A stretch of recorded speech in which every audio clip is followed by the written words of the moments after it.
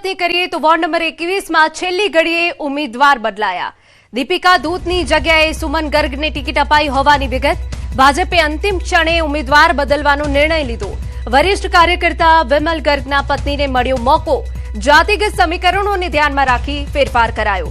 સોની ફળિયા, નાનપુરા, અઠવા અને પીપલોદ વિસ્તાર આવરી લેવાયો હોવાની વિગત છે। ચૂંટણી પૂર્વે ભાજપના નિર્ણયથી રાજકીય ચર્ચાઓ તેજ।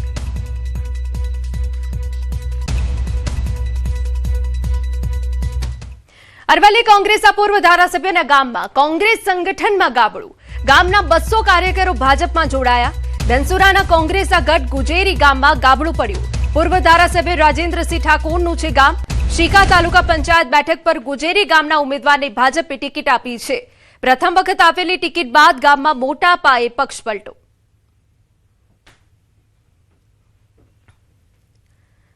સમાચારમાં આગળ વધીએ। પોરબંદર મહાનગરપાલિકાની ચૂંટણી મામલે મોટા સમાચાર।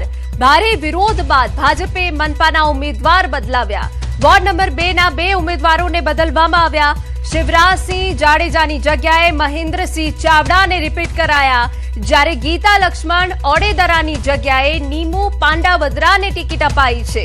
ઉમેદવારોના નામ જાહેર કરાયા બાદ અસંતોષને પગલે નિર્ણય લેવાયો।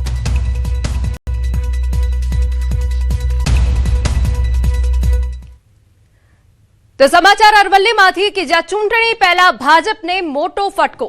મેઘરજમાં ભાજપમાં ગાબડું પડ્યું। ભાજપ તાલુકા સંગઠનના ઉપપ્રમુખે રાજીનામું આપ્યું।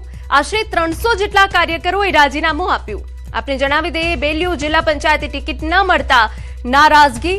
રાજીનામા બાદ હીરાભાઈ ડામોરની પત્નીએ અપક્ષ ઉમેદવારી નોંધાવી।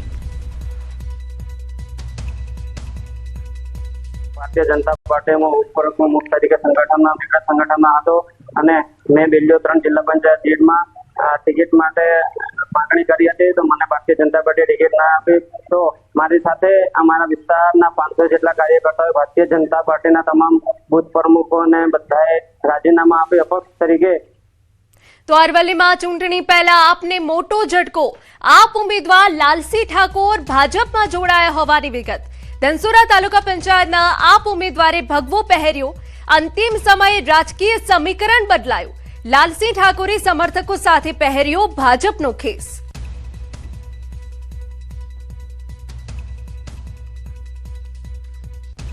સમાચાર વડોદરામાંથી। સાવલીમાં ઉમેદવારી પત્રો ભરવા આવેલા 2 જૂથો સામસામે।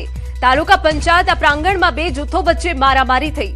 2 જૂથો વચ્ચે છૂટા હાથની મારામારીના દ્રશ્યો સર્જાયા। સાવલી પોલીસે મધ્યસ્થતા કરી મામલો ઠાળી પાડ્યો।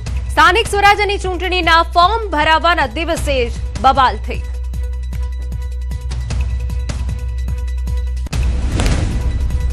આગળ વધીએ તો મોરબી ભાજપના આંતરિક વિખવાદનો મામલો। પૂર્વ નગરપાલિકાના પ્રમુખ દેવા અવાડિયાની ટિકિટ કપાતા નારાજગી। દેવા અવાડિયા અને તેના પુત્રએ માંગી હતી ટિકિટ। બંનેની ટિકિટ કપાતા અપક્ષમાંથી ઉમેદવારી કરી। અંગત અદાવતના કારણે ટિકિટ કપાઈ હોવાના આક્ષેપો કર્યા। વોર્ડ નંબર 1માંથી અપક્ષ પેનલ સાથે દીકરા અમિત અવાડિયાની ઉમેદવારી। આ એક મારી વ્યક્તિગત લડાઈ છે અને વ્યક્તિગત લડાઈના કારણોસર જ ક્યાંક ને ક્યાંક મારી ટિકિટ કપાણી છે। કોઈ પક્ષ પાર્ટીથી મને કશું વાંધો જ નથી। મને એક વ્યક્તિથી વાંધો છે, એમને મારાથી વાંધો છે, જેના કારણોસર મારી ટિકિટ કાપવામાં આવી છે। એના માટેની જે યોગ્ય પરિણામ છે આપવા માટે આપણે પક્ષ। સમાચાર ભરૂચમાંથી। નેત્રંગ તાલુકામાં ભાજપને મોટો રાજકીય ઝટકો લાગ્યો છે। જિલ્લા પંચાયતના માજી સદસ્ય વર્ષાબેન દેશમુખે ભાજપને અલવિદા કહી કોંગ્રેસનો હાથ પકડી લીધો છે। મળતી માહિતી મુજબ વર્ષાબેન દેશમુખ પોતાના અંદાજે 400 થી 500 સમર્થકો સાથે કોંગ્રેસ પાર્ટીમાં સત્તાવાર રીતે જોડાયા। તેમના નિર્ણયના કારણે નેત્રંગ વિસ્તારમાં રાજકીય ગરમાવો વધી ગયો।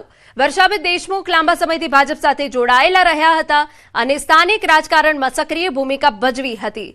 પાર્ટી દ્વારા અવગણના થતા પક્ષ પલટાનો નિર્ણય લીધો હોવાનું જણાવ્યું।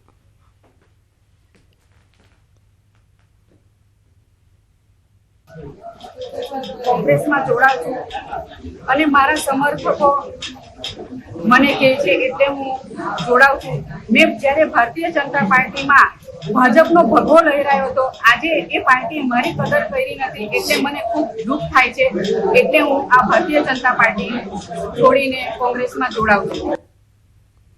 મહત્વના સમાચાર ટિકિટ વહેંચણીમાં ભડકો થયો યુથ કોંગ્રેસો ખુદના નેતા સામે જ વિરોધ સામે આવ્યો ગાંધીધામમાં કોંગ્રેસમાં આંતરિક અસંતોષ જાહેર કરવામાં આવ્યો છે ટિકિટ વહેંચણી મુદ્દે નારાજ થયેલા યુથ કોંગ્રેસના કાર્યકરોએ કોંગ્રેસ પ્રમુખ ભરત ગુપ્તા સામે હાય હાયના નારા લગાવી ઉગ્ર વિરોધ નોંધાવ્યો આ ઘટનાથી પક્ષની અંદર મતભેદો ખુલ્લા પડ્યા અને કાર્યકરોમાં ટિકિટ ફાળવણીને લઈને ઉઠેલા પ્રશ્નો હવે જાહેરમાં ચર્ચાનો વિષય બન્યા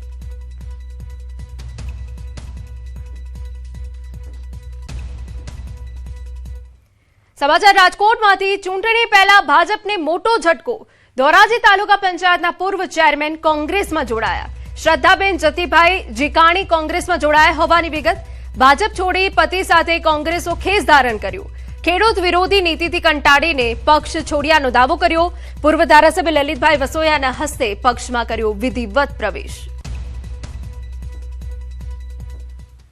શ્રદ્ધાબેન અને એના પતિ શ્રી જેકીભાઈ બંને ભારતીય જનતા પાર્ટી છોડી આજે કોંગ્રેસની અંદર પ્રવેશ કર્યો છે હજુ આવતા દિવસોની અંદર પણ ભારતીય જનતા પાર્ટીમાં જે કાર્યકર્તાઓને અસંતોષ છે કાર્યકર્તાઓને જે રોષ છે ભારતીય જનતા પાર્ટીની નીતિ રીતિથી એવા લોકો ભારતીય જનતા પાર્ટી છોડી અને કોંગ્રેસ પ્રત્યે વિશ્વાસ વ્યક્ત કરી રહ્યા છે રાજકોટમાં ભાજપના જાહેર થયેલા ઉમેદવારોની યાદીથી નારાજ થયેલા પૂર્વ કોર્પોરેટર નીતિન રામાણી કમલમ ખાતે પહોંચ્યા છેલ્લા સમયે રજૂઆતો છતાં પક્ષે નીતિન રામાણીની ટિકિટ ન આપવાનો નિર્ણય યથાવત રાખ્યો હતો વોર્ડ નંબર 13માં નીતિન રામાણીના બદલે પંકજ લુણાગરિયાને ટિકિટ આપવામાં આવી જેના કારણે અસંતોષની લહેર જોવા મળી